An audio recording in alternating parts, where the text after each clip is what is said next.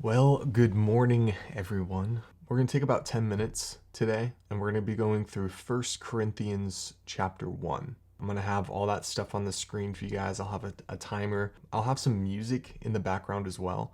The only thing is I can't play worship music because if I do, I will get a copyright strike. So if you want, you can put some worship music on in the background of this video.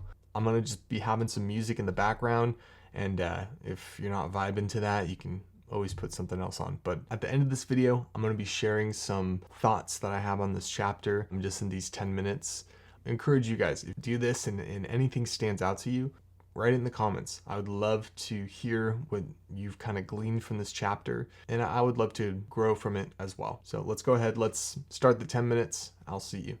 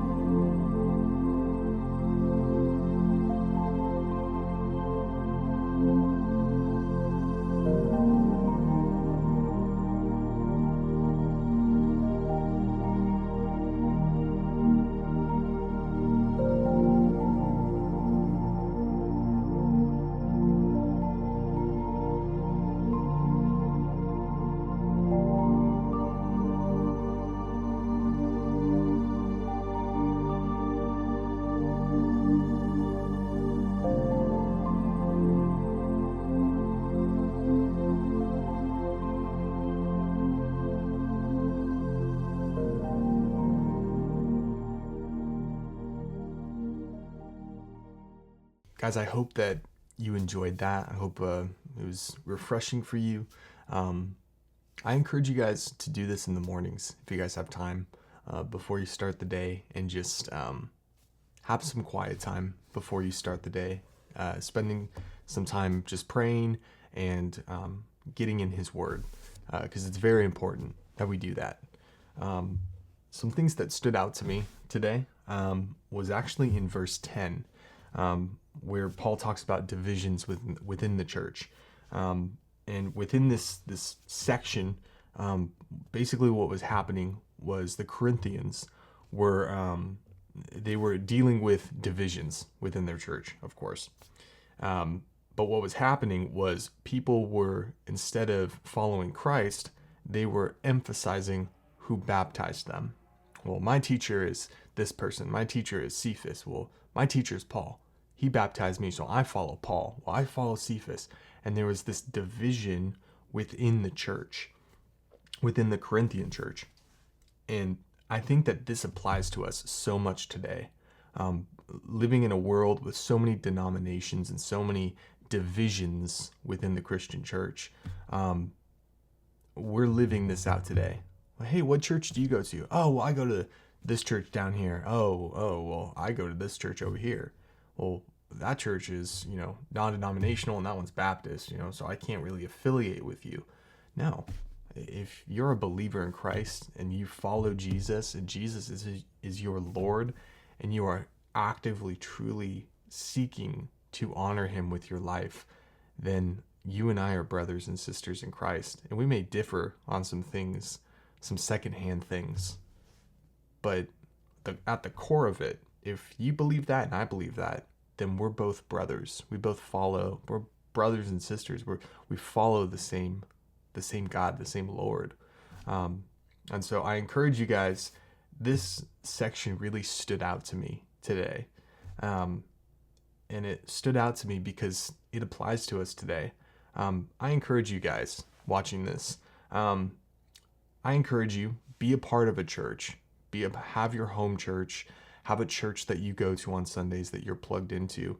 But I also encourage you to be a part of another church in your community. Get connected with them somehow and start making connections with other churches around you.